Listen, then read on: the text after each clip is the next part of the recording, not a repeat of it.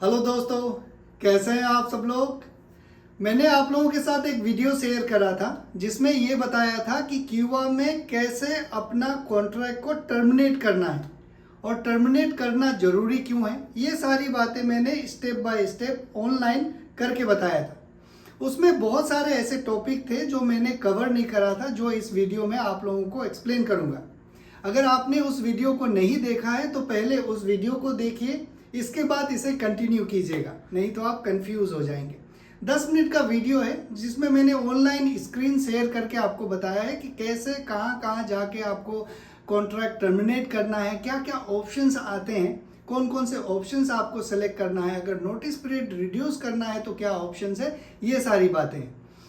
उसमें एक जो सबसे ज़रूरी बात था कि कौन सा ऑप्शन सेलेक्ट करें टर्मिनेट करते समय। जब टर्मिनेट करते हैं कॉन्ट्रैक्ट को तो 3 ऑप्शन आता है। पहला ये कि आप प्रोविजनरी पीरियड में अपना कॉन्ट्रैक्ट टर्मिनेट करना चाहेंगे तो वो ऑप्शन सेलेक्ट कर सकते हैं। एक है जब आप अपना कॉन्ट्रैक्ट को रिन्यू नहीं करना चाहेंगे तो वो एक ऑप्शन है। तीसरा ऑप्शन ये है कि आप रिजाइन कर रहे हैं तब कॉन्ट्रैक्ट को टर्मिनेट करना है तो वो ऑप्शन आपको सिलेक्ट करना है। ये 3 ऑप्शन जो है वो बहुत ही क्रिटिकल है। आपका जो पर्पस है कॉन्ट्रैक्ट टर्मिनेट करने का वो आपको पता होना चाहिए कि इन तीनों में से कौन सा ऑप्शन आप सिलेक्ट करेंगे। तो आज के इस वीडियो में इसी तीनों ऑप्शन को सिलेक्ट करूंगा, इन तीनों ऑप्शन को बताऊंगा कि इन तीनों ऑप्शंस में से हर एक ऑप्शन का क्या मतलब है और आपका जब टर्मिनेट करने का जो कारण कौन सा हो सकता है जो आप ऑप्शन सेलेक्ट करेंगे। ओके और एक जो बहुत ही इंपॉर्टेंट सा सवाल है इसके बाद, ये कॉन्ट्रैक्ट टर्मिनेट करने के बाद, कि अगर मैंने क्यूबा से अपना कॉन्ट्रैक्ट टर्मिनेट करा और उसे मेरा कंपनी ने एक्सेप्ट कर लिया तो इसके बाद क्या मुझे नए कंपनी में ट्रांसफ़र लेने से पहले अपने कंपनी का अप्रूवल लेना पड़ेगा या नहीं पड़ेगा। इसका आंसर क्यूबा वालों ने नहीं दिया है क्लियरली। मेरा जो अपना इंटरप्रिटेशन है, जो अंडरस्टैंडिंग है, उसके बेस पे आंसर करूंगा। ओके तो चलिए शुरू करते हैं उन 3 ऑप्शन से। तो जैसे ही आप अपना कॉन्ट्रैक्ट टर्मिनेट करने के लिए क्यूबा में लॉगिन करेंगे, वहाँ पे जो ऑप्शन है वहाँ पे जाएंगे तो आपको 3 ऑप्शन मिलेगा। पहला ऑप्शन आपको मिलेगा रिजिग्नेशन का। ये रिजिग्नेशन ऑप्शन आप कब सेलेक्ट करेंगे, अगर आपने इसे अगर गलत सेलेक्ट कर लिया तो क्या प्रॉब्लम होगा उसको डिस्कस करते हैं। कॉन्ट्रैक्ट का एक ड्यूरेशन होता है। मान लीजिए आपका कॉन्ट्रैक्ट का ड्यूरेशन 2 साल है और आपको 1.5 साल में या फिर 1 साल बाद या फिर 2 साल से पहले कॉन्ट्रैक्ट खत्म होने से पहले, मान लीजिए 12 महीना 13 महीना में ही आपको ऐसा लगा कि मुझसे नहीं काम किया जा रहा है या फिर मुझे कंपनी छोड़ना है, जो भी आपका कारण हो सकता है कंपनी छोड़ने का, कॉन्ट्रैक्ट टर्मिनेट करने का। तो अगर आप कॉन्ट्रैक्ट से पहले कॉन्ट्रैक्ट से पहले बीच में ही अगर कॉन्ट्रैक्ट को अगर आप तोड़ना चाहते हैं, टर्मिनेट करना चाहते हैं तो उसको बोला जाएगा रिजिग्नेशन। अगर आप रिजाइन करते हैं तो उसके भी बहुत सारे कॉन्सिक्वेंसेस हैं, बहुत सारे प्रॉब्लम्स हो सकते हैं। बहुत सारे लोग मुझसे एक सवाल पूछते हैं इंस्टाग्राम में ऑडियो मैसेज भेज के कि मैं अपना कॉन्ट्रैक्ट टर्मिनेट करना चाहता हूं, मुझे कितने पैसे देने पड़ेंगे कंपनी को। मैं वो नहीं बता सकता आप लोगों को जब तक वो कॉन्ट्रैक्ट नहीं पढ़ूंगा, क्योंकि कॉन्ट्रैक्ट में वो सारी बातें लिखा होता है कि टर्मिनेट करेंगे तो क्या क्या टर्म्स एंड कंडीशंस है, कितना आपको देना पड़ेगा, क्या क्या कॉन्सिक्वेंसेस होंगे। ओके तो अगर आप रिजाइन करना चाहते हैं, अपने कॉन्ट्रैक्ट को बीच में ही अगर तोड़ना चाहते हैं तो कॉन्ट्रैक्ट का टर्मिनेशन क्लोज पढ़िए। वहां पे कुछ कॉमन से क्लोजेस है वो लिखे हुए होते हैं। कौन कौन से क्लोजेस लिखे हुए होते हैं? पहली बात ये कि अगर आप कॉन्ट्रैक्ट को टर्मिनेट कर रहे हैं तो आपको कंपनी को नोटिस पीरियड देना पड़ेगा। कई कॉन्ट्रैक्ट में 1 महीना है, कई कॉन्ट्रैक्ट में 2 महीना है।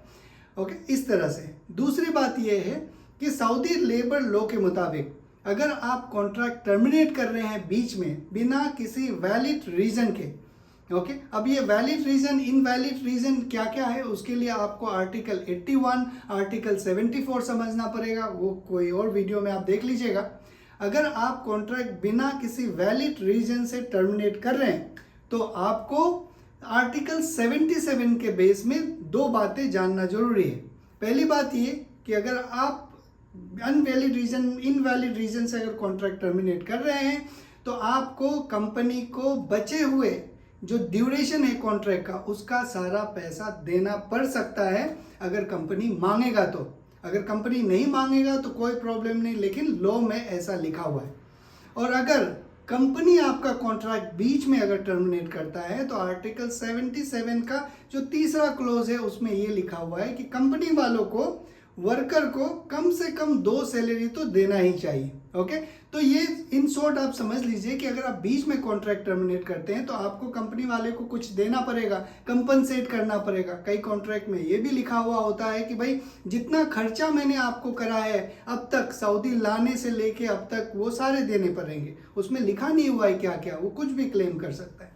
तो अगर आप बीच में, थोड़ा डिटेल्ड हो गया ये चीज़, लेकिन आपको समझ में आ गया होगा कि अगर आप बीच में कॉन्ट्रैक्ट टर्मिनेट करते हैं तो उसको बोलता है रिजिग्नेशन। आपने ये डिसाइड कर लिया, कोई सा भी कारण है, आपने सब कुछ चेक कर लिया कि भाई जो भी हो, जितना भी पैसे देने पड़ेंगे, मैं जाना चाहता हूँ और कॉन्ट्रैक्ट टर्मिनेट करना चाहता हूँ बीच में, तो आप रिजाइन वाला ऑप्शन सेलेक्ट कीजिएगा।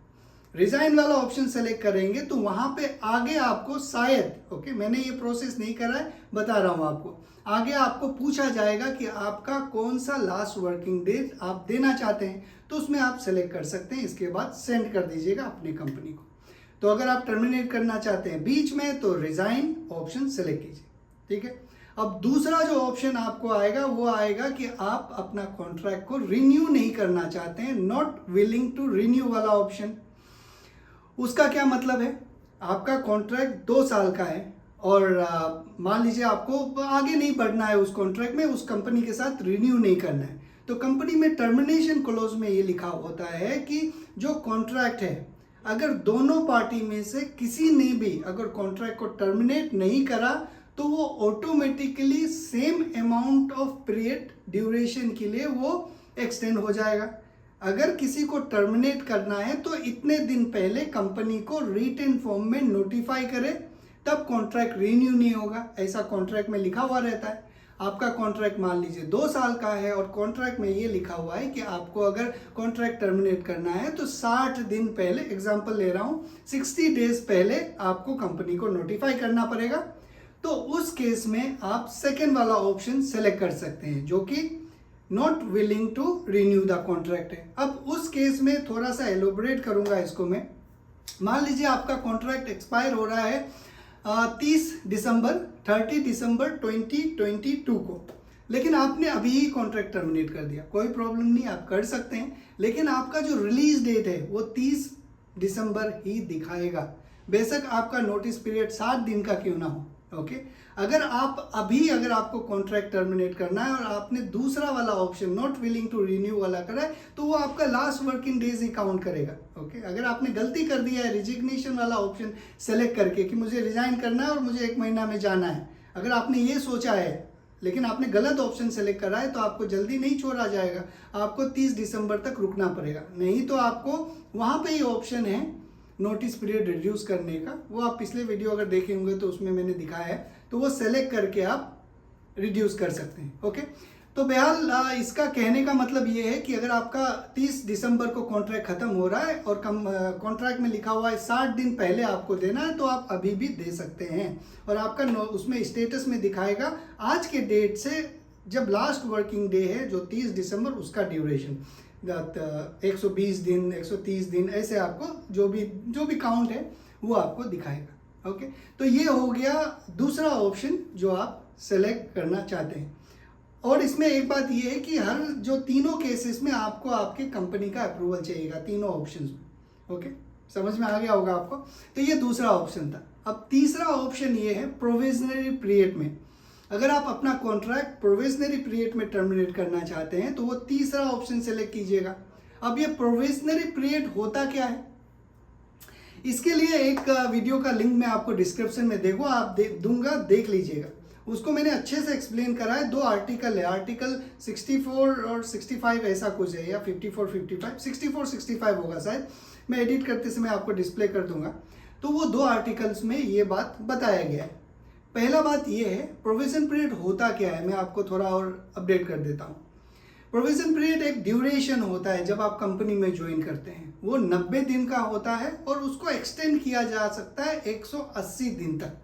उन दौरान जो वर्कर है अगर उसको काम पसंद नहीं आए, कोई भी उसका कारण हो, उस 90 दिन के अंदर वो कॉन्ट्रैक्ट को टर्मिनेट कर सकता है बिना नोटिस पीरियड का। कुछ भी देना नहीं होगा कंपनी वालों को। ओके, अगर कंपनी वालों को लगता है कि वर्कर को मैंने इस काम के लिए हायर करा था, वो अच्छा काम नहीं कर रहा है, और जो भी दोनों पार्टी अगर एक दूसरा से एडजस्ट नहीं हो पा रहे हैं, मतलब एक ट्रायल पीरियड है, उसी को प्रोविजनरी पीरियड बोलते हैं, तो उस केस में कॉन्ट्रैक्ट टर्मिनेट कर सकते हैं।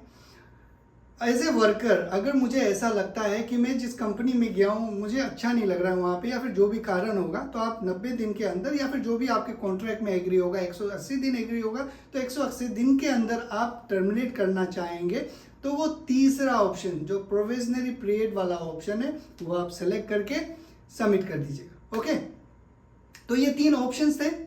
अब आता हूँ एक बताता हूँ आपको, जो एक क्वेश्चन मैंने आपको शुरुआत में बताया था कि अगर मान लो आपने क्यूआ के थ्रू कॉन्ट्रैक्ट टर्मिनेट करा है, कंपनी ने उसे एक्सेप्ट करा है, इसके बाद आप दूसरे कंपनी में जाना चाहते हैं, तो क्या आपको पुरानी कंपनी का अप्रूवल चाहिए या नहीं चाहिए?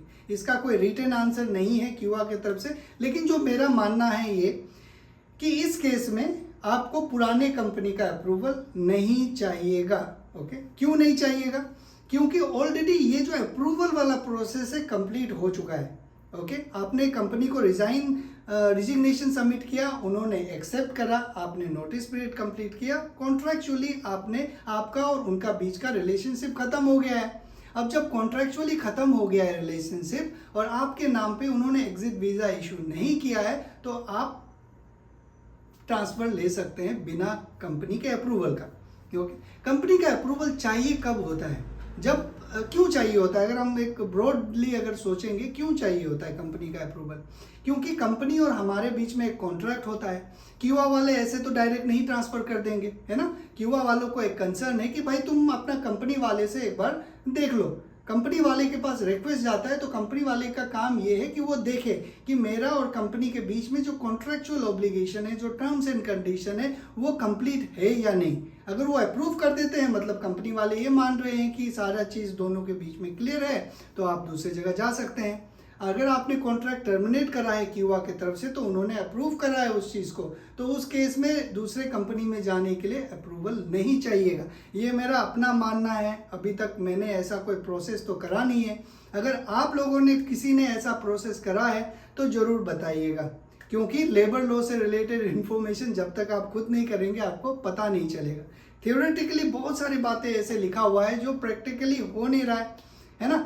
और इसमें एक बात ध्यान रखिएगा, जब आप टर्मिनेट कर रहे होते हैं कॉन्ट्रैक्ट को, तो अपनी कंपनी वाले को एक लेटर वाला रिजिग्नेशन भी भेज दीजिएगा, और उसमें ज़रूर लिखिएगा ये बात कि भाई मुझे, अगर आपको ट्रांसफ़र चाहिए तो, कि मुझे ट्रांसफ़र चाहिए, मेरे नाम पे एग्जिट वीज़ा इशू मत कीजिएगा, क्योंकि एग्जिट वीज़ा इशू करने के लिए वर्कर का अप्रूवल नहीं चाहिए, वो ऑटोमेटिकली वो इशू कर सकते हैं।